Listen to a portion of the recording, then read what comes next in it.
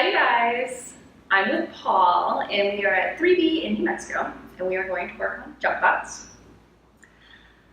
So jump backs, a lot of people struggle with them. They are really difficult. They require a lot of strength and flexibility to really get that fluid movement of lifting up your butt and taking it all the way back to chaturanga. And Paul does a really good job of using the blocks in it, so I wanted to use him for a demo. So what I noticed with jump backs a lot is that there really is like this mental block that people have around them, thinking that either their arms are too short or their butt's too big or they're not strong enough or whatever. So Paul has really long arms, so that is not, that's not the problem here. Okay, so what you can do as a little test at home to make sure that your arms are indeed long enough is pull yourself into a little ball shape that you would use to drop back and then just reach your arms straight. So if you're able to clear your feet, then you are probably, I can't see, are you clearing your feet? Kind of. You could probably try, so if you're able to clear your feet, you probably do have enough space to jump back. But the other thing that you could do here, Paul, would be to cross your legs up higher. You are crossed closer to your ankles, and that does probably feel a little bit better for the hip flexors, but crossing up higher on the shins tends to kind of help you squeeze things into a tighter ball. Okay, so then can you pull yourself into that little ball shape and just lift and swing a little bit, or just lift a little bit? You don't even have to swing. Lift.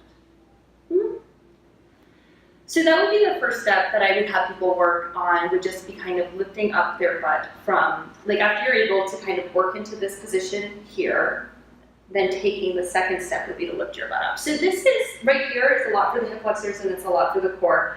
Reaching the arms like this, you can see, actually, why don't you do it so I can point out what people will see. Okay. So, like here would be the hip flexor and core strength to pull the legs in.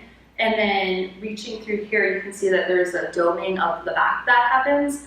And it's through the doming of the back that you're able to kind of reach the arms even longer so that you get more space to clear, to pull the legs up to your chest and clear it back to chaturanga. Okay, thank you. So if you're not really maximizing the flexion of the spine, then you don't get that extra length through the arms. Okay, so what I like about the way Paul does it is that he uses the blocks. He's got long legs and a shorter torso, so for him getting the clearance, his feet get kind of jammed up on the floor. I don't know, is that what you would say happens? Yes. Okay. And then he has plenty of strength after he's able to get the lift and the swing back to take it all the way back to chaturanga. So he uses the blocks to get him a little bit of extra space, and this is a great tool for anyone who feels like they can't actually get their feet to clear the floor. So if you're constantly lifting up and then you have no space to swing and you're already really doming your back and lengthening your arms, what you could do to give yourself a little bit extra more room would be to put your hands on the blocks. Don't do the whole thing yet, just kind of come into the ball shape, lift, and get a little bit of a swing. And that's perfect. So that would be the first step. So what I find though is that a lot of people get stuck at that lift and swing for maybe the better part of a decade. Like it's a real place where people get hung up, because the second part requires not only strength, but a lot of faith that you're not going to face plant. So what happens next after you get the lift and the swing is you have to bend your arms and send your base kind of down and forward to the mat so that your butt can move in the opposite direction. So the weight of your head going down and forward will help to bring your butt up. Okay, so do you want to go through the full thing right now? Okay, so go as slow as possible, please. So you come into the little ball shape, come up, swing, head down, butt up, okay, and then he's kind of showing off there. You don't have to do it that much. But it was nice and slow. All right, that was good. So we're gonna do that one more time, but you can recover for a second.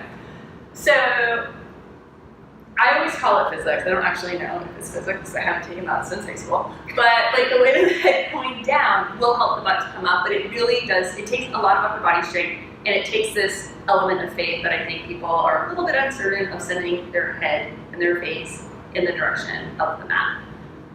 So the blocks are really helpful to help you get that extra space so that you can make the swing. And then once you're able to do that, it's developing upper body strength and just kind of having a little bit of faith in the process. Want to show that one more? So again, first step, get yourself to the tightest ball possible.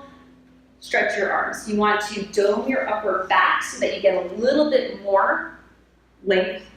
Not necessarily length from the arms, but the doming up of the upper back will give you more space between your mat and your torso for your arms, or rather your legs, to kind of squish into that space. And then the doming, and then the bond is lift the butt up, and then the feet go back. And then ideally, you start to coordinate all of that with your breath. So I always think to myself when I'm doing it, I inhale to lift up and then exhale to sweep it back. And the more you're able to move with your breath, the more fluid that movement will become throughout your vinyasa and through your practice. Did I miss anything? Bigger blocks. So as you become more proficient here, you could go to a shorter block, like by cutting it in half and then eventually working yourself all the way down to the floor. And as you get more flexible through your hips and stronger through your core and your shoulder girdle, it'll all become more accessible. Thank you. Sure.